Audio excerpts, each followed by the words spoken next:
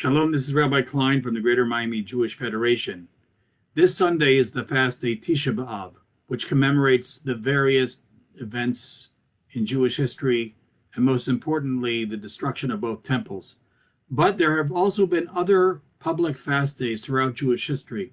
Most of these fast days have been forgotten in the course of time, but I'd like to share with you one of these days because I think it's particularly important for this week's Parsha and also highlight some of the themes of Tisha B'Av itself. In section 580 of the Shulchan Aruch, Rabbi Yosef Cairo talks about various days in which it's praiseworthy of the fast because of various tragedies in Jewish history. Now, by the 16th century, these fasts were no longer being practiced at all. Rabbi Yosef Cairo, in his commentary on the Torah, actually says that he doesn't see anyone practicing these days. Yet, in his Shulchan Aruch, he basically does say that it is a praiseworthy thing to fast on these various days.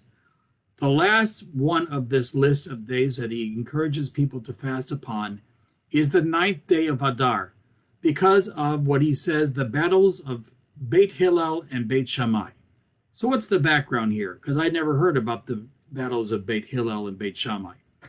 So if you remember, Hillel and Shammai were two great sages that lived around the year 0 and had various approaches to Jewish ritual and life. Their nature of their disputes are not so important for our purposes, but the popular notion is Hillel was much more lenient than Shammai. Hillel was a populist, while Shammai was an elitist and much more austere in terms of his standards of mitzvah observance. And each of these two scholars created their own schools of thought. The Talmud is full of disputes, and when they look at two people that model what a good dispute looks like, they call the disputes of Hillel and Shammai machloket l'shem shamayim, disputes for the sake of heaven. Yes, they were very different in their approaches, but they both had mutual respect to each other and were trying to understand the truth. Now, both of these rabbis, Hillel and Shammai, created schools called Beit Hillel and Beit Shammai, the house of Hillel and the house of Shammai. In matters of law, we hold like Beit Hillel for various reasons, including that they became the majority. The one that you might know is the laws of Hanukkah. On the first day, we have one candle, the second day 2 and 3, and so on. Beit Shammai said you count down. On the first day of Hanukkah, you have 8 candles and you go down. So here we hold like Beit Hillel over Beit Shammai. We know nothing about the specific people of these groups by name. In other rabbinic texts, they're not called schools or Beit Hillel and Beit Shammai, but they're called kat. They're called sects, which is a different word. Sects actually believe that they don't have a truth, but the truth. They're mutually exclusive. They are true and everyone else is false. The late Second Temple period was rife with many sectarian groups. The house of Hillel was seen as valuing peace and was more conciliatory towards the Romans than the house of Shammai.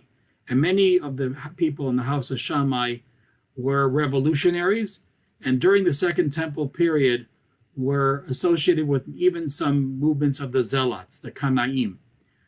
Now, while some of the rabbinic texts say that the houses of Hillel and Shammai had people that married one another, other rabbinic texts are much more reserved in terms of their understanding of the relationship between the two.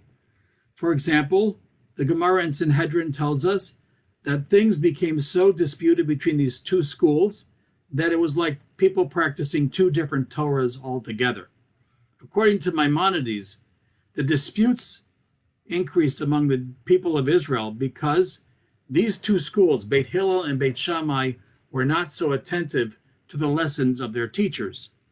Now, sometimes after the death of King Agrippas in 44 CE, and he was basically the last to provide the Jewish people any type of independence, even if they were under Rome, there was a more revolutionary fervor as the area of Israel became under the direct jurisdiction of Rome and the Roman governors. The relationship with Rome throughout was always difficult at best, and there was always a spirit of rebellion among many people, among the Jewish people, to throw off the yoke of Rome. Well, there was a synod held after the year 44, near the end of the Second Temple period, and there were 18 decrees, 18 takanot, that were enacted, prohibiting all types of commerce with Romans and also all non-Jews for that matter, as well as laws of various purity laws in terms of food.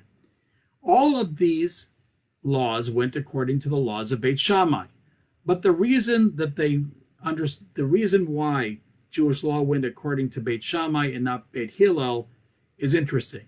Well, according to the Talmud, they had the majority at the meeting. But why they had the majority is not clear. Perhaps some people of the house of Hillel were convinced of the arguments. But the situation, if you look deeper, seems a lot more complicated than that. You see, there was a man named Hananiah ben Chizkiah ben Hagaron, or Ben Gurion, and he was associated with the school of Beit Shammai. And he invited the disciples of both schools to come together and to decide these different issues. There were issues among the Jewish people at the time that needed to be determined. Now, it was very clear that among this group there were some people that were fanatics and zealots, because there were armed men stationed at the door of this man's house. During the discussions that were carried on under these circumstances, it said in some rabbinic texts that people from the house of Hillel had actually been killed. And then and there, the remainder adopted restrictive propositions according to the Beit Shammai, known in the Talmud again as the 18 Articles. On the account of the violence which attended these enactments, and because of the radicalism of these enactments, the day of which Shammai triumphed over Hillel was thereafter in Jewish history seen as a day of misfortune in many texts. In fact, the Talmud says the following: the day that Shammai defeated Hillel in these arguments was as terrible as the day of the golden calf, which is a very extreme statement. But if you look at that story, there too, brother turned against brother, and there was great violence on the day of the golden calf. We actually have a fragment from the Cairo Geniza that appears saying that there was a dispute between Hillel and Shammai, not on the 9th of Adar, but the 4th of Adar, and it says that thousands of people were killed. Another source says, Rabbah says that 3,000 people were killed on that day. And there are other fragments that say that it wasn't the 9th, some say the 3rd, some say the 4th, some say the 7th. It doesn't really matter. It's associated with the 9th of Adar. Clearly, the dispute, for the sake of heaven, can easily turn into a violent dispute. The political future of the Jewish state was at stake here. The more violent aspects of their disputes seem to be tempered in popular memory, so much so that we don't really remember these events today. The story of the Babylonian Talmud either seems to not know of the extreme nature of this violence, or tries to play it down somewhat. Now, what's the connection between all of this and our Parsha? Devarim is always read the week before Tisha B'Av. What happens in the book of Devarim? The people are standing at the borders of the land of Israel, the same situation that they had 40 years earlier when they failed at the hands of the spies. They're about to go in, and Moses is afraid that people are going to make the same mistake, and they'll spend another 40 years in the desert. So 40 years earlier also was a Tisha B'Av, and the spies returned from the land of Israel with their evil report. And so for an entire generation, the Jewish people were lost in the desert. Moses does not want that to happen again. So Moses opens up his exhortation and brings a story that he already told in the book of Exodus. It happens immediately after the revelation. After the Jews received the Torah at Mount Sinai, there's a story recorded that Moses is sitting day and night judging the people, because the people are coming all day. His father-in-law Yitro says, "You can't do this. There's no way one person can do this. You need to appoint judges for thousands, hundreds, fifties, and tens." Why is this such an important story to open up the book of Deuteronomy or Devarim? You would think maybe open up with the golden calf or the spies. Well, Deuteronomy does not directly retell stories, but as I mentioned, it's Moses' moral exhortation. Moses chooses a way to tell these stories. So in the way that he tells the story, that is going to be a key to what we will need to learn from this story. In Exodus, Yitro comes down and says, you need to create a system. Moses says, I can't. All of these people are coming, lidrosh et Hashem. They're coming to seek out God. They need the truth, and I'm the one who saw God face to face. Only I can provide that. Yitro says, this is not a good system. It's simply not going to work.